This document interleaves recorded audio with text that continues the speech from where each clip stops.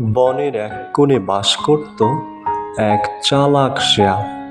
আর এই শিয়ালকে সবাই শিয়াল মামা নামেই ডাকত। এই শিয়াল নিজেকে অনেক চালাক মনে করত।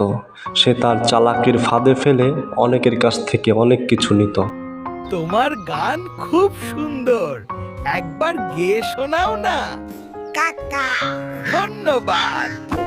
এই শিয়াল মামা অনেক অহংকারীও ছিল বটে। আমার নাম শিয়াল মামা, আর আমার বুদ্ধির কাছে সবাই হার মানে। সে নিজেকে কবিরাজ বলেও দাবি করত। এইসব পাতা, লতা আর শিকড় দিয়ে আমি যে কোনো রোগ সারিয়ে তুলতে পারি। সেই জঙ্গলে সিংহরাজা হঠাৎ অসুস্থ হয়ে পড়ে। আমি অসুস্থ, এখন কি করে সুস্থ হব? বাঘমামারও সিংহরাজার জন্য মন খারাপ। সে বলল, এমন কেউ কি নেই যে সিংহরাজাকে সুস্থ করে তুলতে পারে? আমি আছি।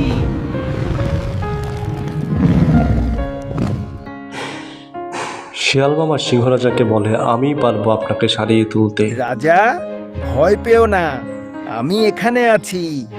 আমি এই জঙ্গলের সেরা নিরাময়কারী। তারপর দুষ্ট শিয়াল সিংহরাজাকে বলে, আমি ওষুধ বানিয়ে দিলে আপনি তা খেলেই সুস্থ হয়ে উঠবেন। আপনি কোনো চিন্তা করবেন না, আমি আপনাকে সারিয়ে তুলব। তখন রাজা সিংহ শিয়ালকে বলে, পারবি?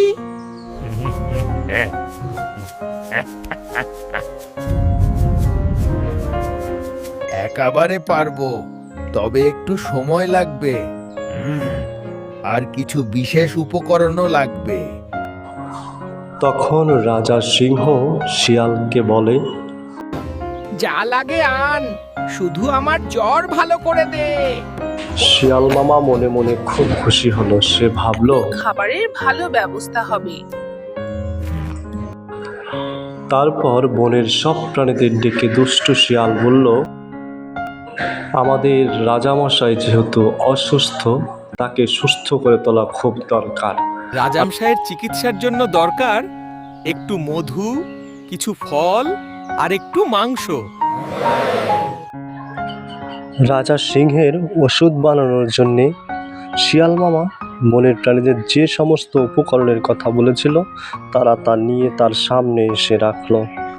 আমি এখন বাড়ি গিয়ে সিংহের জন্য ঔষধ তারপর কি আর বলবো, শিয়াল মামা সেই সমস্ত খাবার ঘরের ভিতরে নিয়ে ঘরের দরজা লাগিয়ে দিল, আর মনের আনন্দে সে সমস্ত খাবার খেতে শুরু করলো। তারপর বিভিন্ন গাছের পাতা লতা দিয়ে সিংহরাজার জন্য ওষুধ তৈরি করতে শুরু করলো। ওষুধ বানানো শেষ হলে দুষ্ট শিয়াল সিংহরাজাকে তা দিয়ে বলে, মহারাজ, এই ঔষধটি গ্রহণ করুন, আপনি দ্রুত সুস্থ হয়ে উঠবেন। ঠিক আছে, দাও, আমি এটা নিচ্ছি। এভাবে কয়েকদিন ওষুধ খাওয়ার পরে সিংহরাজা পুরোপুরি সুস্থ হয়ে ওঠে এবং শিয়াল মামাকে দুষ্টুমির ছলে বলে যে, শিয়াল মামা, তুমি সত্যই বড় কবিরাজ। এরপরে দুষ্ট শিয়ালের নাম ডাক বনের চারিদিকে ছড়িয়ে পড়ে এবং বনের বিভিন্ন জায়গা থেকে প্রাণীরা তার কাছে আসতে শুরু করলো। এভাবে শিয়াল মামার রোগীর সংখ্যা দিন দিন বাড়তে লাগলো, আর তার পেটও ভরতে লাগলো। একদিন এক খরগোশ তার পেটে ব্যথার জন্যে শিয়াল মামার শরণাপন্ন হয়। মামা, আমার পেট ব্যথা করছে। শিয়াল মামা খরগোশকে বলে, ঠিক আছে, চিকিৎসা হবে, আগে কিছু গাজর এনে দাও।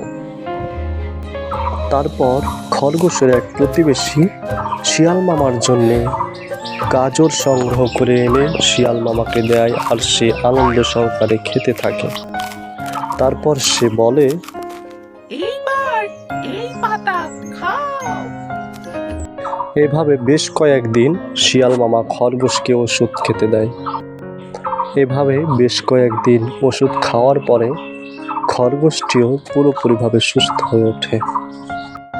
প্রথম খরগোশটি সুস্থ হয়ে উঠলে পরে আরও বেশ কয়েকটি খরগোশ শিয়াল মামার কাছে ওষুধ নিতে আসে এবং তারাও খেয়ে সুস্থতা লাভ করে।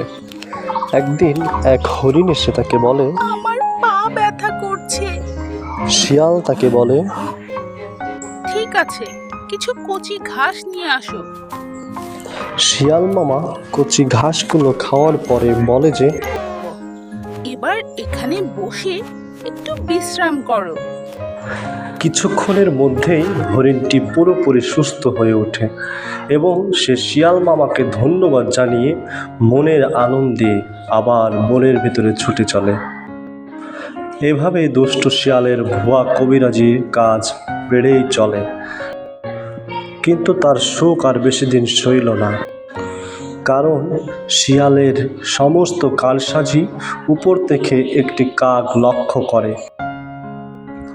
একদিন কাক অসুস্থতার ভান করে শিয়াল মামার কাছে যায় চিকিৎসা নেবার জন্য। কাক ধীরে ধীরে শিয়াল মামার কাছে এগিয়ে এসে বলে যে, আমার গলা বসে গেছে, কথা বলতে পারছি না। এবার শিয়াল মামা পরিকল্পনা করতে থাকে। এবার কাকের কাছ থেকে কি খাবার পাওয়া যায়? দুষ্ট শিয়াল কাককে বলে, তুমি ঔষধ বানানোর জন্য মাছ নিয়ে আসো।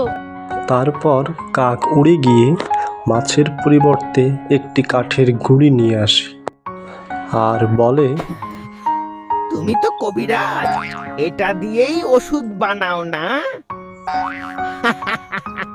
বন্ধু শিয়াল, মনে রেখো, সত্যিকারের শক্তি কেবল দাঁতে নয়, বুদ্ধিতেও থাকে।